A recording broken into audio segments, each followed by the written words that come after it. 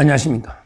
어제 제가 방송에서 청와대에서 민정비서관과 공직기강비서관을 서로 부호직을 바꿔버리는 이런 이제 그 전무후무한 일이 벌어졌다. 도대체 이유가 뭘까? 이게 엄청난 일이거든요. 이런 적이 한 번도 없었어요. 민정실의 가장 선임 비서관이 민정비서관이거든요. 민정비서관은 이제 그 이태형은 이제 그 의정부지검의 차장검사까지 하고 나와가지고 이재명의 그 초기 변호, 특히 대장동하고 대북송금을 다 변호한 이런 데 그 이재명의 핵심 척근이었단 말이에요. 이태영이가. 근데 그래서 민정비서관을 맡았고요. 차기 민정수석으로 유력하게 그 거론이 됐거든요.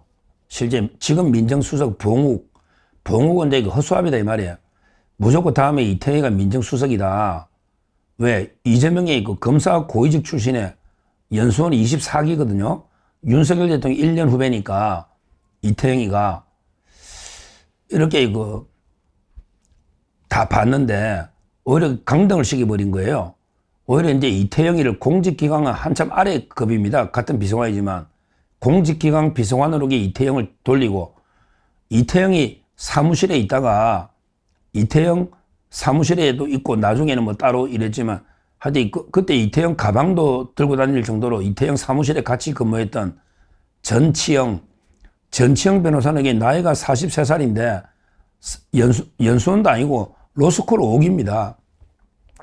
로스쿨 5기예요. 그런데 전치영이를요 민정비서관을 올린 거예요. 이태영으로서는 게 엄청난 수모죠.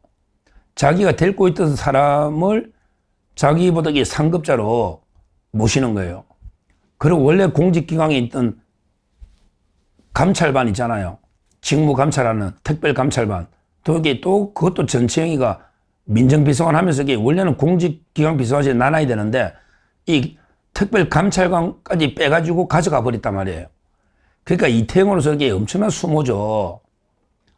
자기가 이게 보직 맞바꿔가지고 강등된 것도 문제인데, 근데 거기 있던 특별감찰반까지 또 민정비서관이 가져가 버렸으니 전치영이는요, 완전히 감찰도 하죠. 특별감찰반. 거기다가 민정비서관이 원래 하는 게 뭐냐. 거기에 인사검증이나 또 이제 뭐 검찰, 경찰, 국세청 다 이게 통하다는 게 민정비서관이잖아요. 그러니까 전치영이가 막강한 권한을 가지게 됐다. 근데 전치영은 옛날부터 김현지의 그 집사 변호사처럼 김현지 밑에서 계속 일을 해왔다는 거예요. 김현지가 초기에 만사 현통할 때 그때 전치영이가 이게 검증하고 김현지가 임명하고 둘이가 다 해왔다. 이런 이야기입니다. 그래서 결국에 현재까지 김현지가 전치영을 상당히 밀어주면서 같이 한 몸이 돼가지고 지금 인사를 농단하고 있다. 이런 데 이야기까지는 제가 어제 했는데요. 그러면 이게 왜 이태영하고 전치영이 바꿨느냐.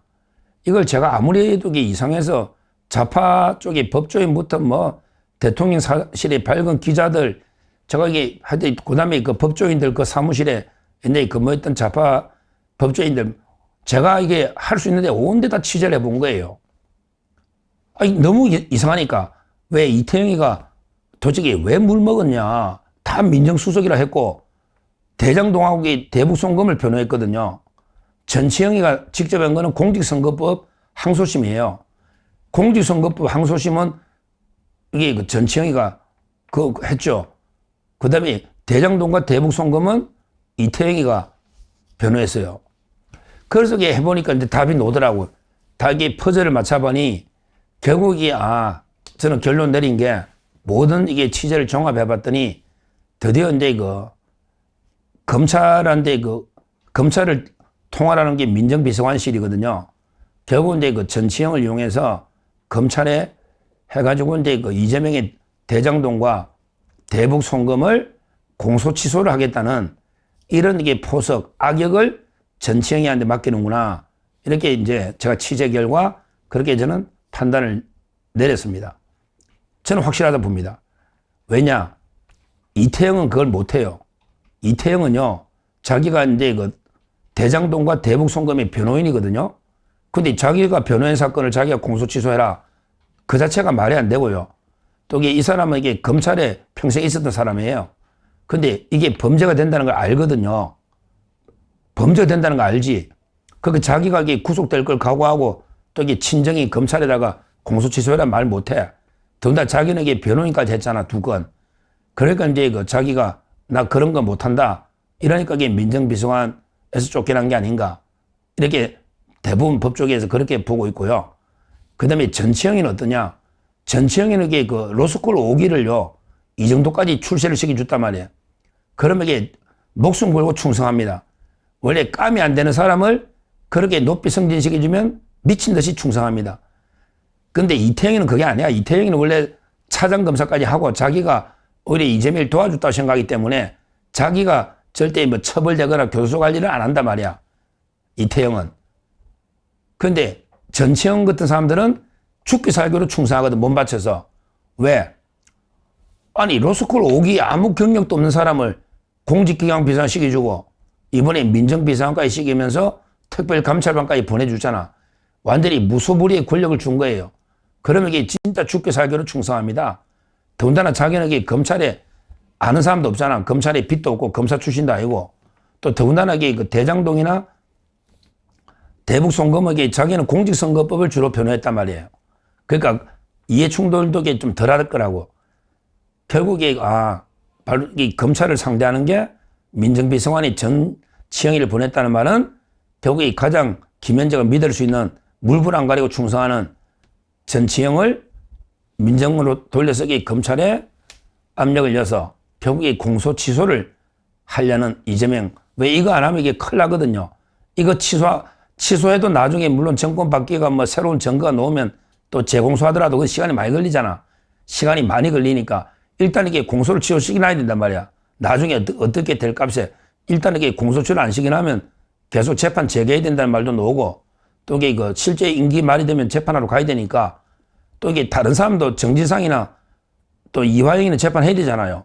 예를 들면 김성태장이나. 그러니까 이제 이거 공소 취소를 빨리 시키자 이제. 지금 시켜야 된다. 지금 초에.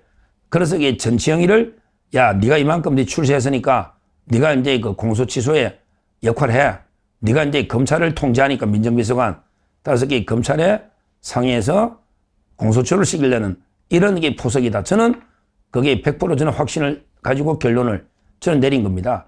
제가 이게 여러 진짜 아는 사람들 많이 물어보고 취재하고 해도 배경이 결국에 이태영에 대해서 이재명이가 왜 신뢰가 깨지느냐. 바로 이게 그 공소 취소를 이태영이가 반대까지는 몰라도 이게 노력을 안 하니까 이태영 입장에서는 이게 자기 손에 피 묻히기 싫죠. 자기가 또 친정이 검찰이고요. 검찰에다가 압력 넣어서 공소 취소를 못 하잖아. 결국 이태영이가 아마 공소 취소에 대해서 난색을 표하고 이거 안 된다. 이제까지 못했던 거죠. 1년이 지나도록. 지금 임기 1년 됐잖아. 그러니까 이제 야, 이재명이 볼 때는 섭섭하지. 야, 이태영, 내가 민정비서관 네 왜 시키냐. 내 거 빨리 해결해야 되는 거 아니냐. 빨리 정성호하고 상의해서 해라. 근데 정성호 법무부 장관도 피 묻히는 거 싫어하지. 자기도 이게 법조인이거든. 원래 장관 되기 전까지는 이게 공소취소 필요하다 했다가 지금 갑자기 요즘 공소취소 말 안 하잖아. 그러니까 결국에 이재명이가 정성호나 이태영한테 좀 실망했다. 그러니까 이제 결국은 신뢰가 깨지면서 역시 믿을 거는 역시 까면 안 되는 놈이 충성심이 좋아. 이래가 전치영을 민정비서관의 무소불위 힘을 실어줬다. 이런 이제 분석입니다. 제가 여러 군데 교차로 체크해본, 그러니까 이태영에 대한 신뢰가 깨졌다는 거예요. 정성호한테도 별로 신뢰가 깨졌다는 거예요. 왜? 자기 거 해결 안 해주니까. 이재명으로서는 이게 불안하고 초조하지. 그러니까 베트남 가서도 이게 대장동 계속 어쩌고저쩌고 대북 선거에 어쩌고저쩌고 조작하니까 실제 이재명으로서는 이화영하고 김용도 해결해 줘야 되거든. 즉 김용도 이게 무언의 협박이 되잖아. 그러니까 공천 주라고 이게 60명이 나섰잖아. 김용이 입이 무서운 거야. 김용 입 열면 이재명이 바로 죽거든. 그러니까 이재명 걔가 총출동해서 정청래 보고 야 공천 줘 하는데 정청래 꿈쩍도 안 하니까 지금 이재명으로서 불안하죠. 또 이게 이완희도 이제 빨리 나 나갔다 죽겠다. 나 진짜 죽겠다고 지금 난리거든요. 건단석이 뭐 어떻게 바로 내보내줄 수도 없잖아. 그러니까 공소 취소를 해야 둘 다 이게 가능하거든요. 그래서 아마 이게 전치형으로 충성심이 가장 강한 바꿨다. 이런 데 분석입니다. 저는 뭐 100% 확실하다 보고. 근데요, 여기서 경고하는 게 결국 이 전치영 민정비서관이 뭣도 모르고 여론도 모르고 그냥 이재명이 김현재한테 물불 안 가려 충성한다고 검찰에 압력려서 공소 취소하려 하다가 완전히 본인도 교도소 가고요. 본인도 교도소 가고 그다음에 이재명도 갑니다. 거기 검사들이 그렇게 공소 취소 안 합니다. 절대 안 합니다. 이게 직권남용으로 처벌되는데 왜 하겠어요? 결국은 이제 뭐 국정조사 끝나면 또 이게 또 특검 또 할 거야. 또 이번에 특검한다. 국정조사 특검. 그래 그 특검한데 공소취소 시키려고 할 텐데 그러게 그게 쉽지 않을 거다. 공소취소하는 순간에요. 언제 할지 모르지만 국민 민심이 폭발합니다. 국민 저항권이 발동됩니다. 왜 우리 자유민주 법치가 완전히 와해됐다 무너졌다 이럴 때 저항권이 발동되거든요. 저는 아마 이게 그 이재명의 공소취소를 하는 순간 이재명 정권의 무덤이다. 이걸 제가 분명히 말씀드리고 하여튼 이거 맞바꾼 사상 초유의 일인데 이태영에 대한 신임은 끝났다. 왜? 공소취소에 대해서 반발하니까 안 하니까. 그러나 이 전치영이를 그래서 이게 맞바꿨다. 검찰 또는 이 특검을 통해서 공소취소를 하려는 이런 의도다. 이건 제가 분명히 말씀드리고 결국 그거는 이재명에 대한 공소취소는 이재명 정권의 무덤, 몰락의 시작이다. 이렇게 경고를 합니다. 감사합니다.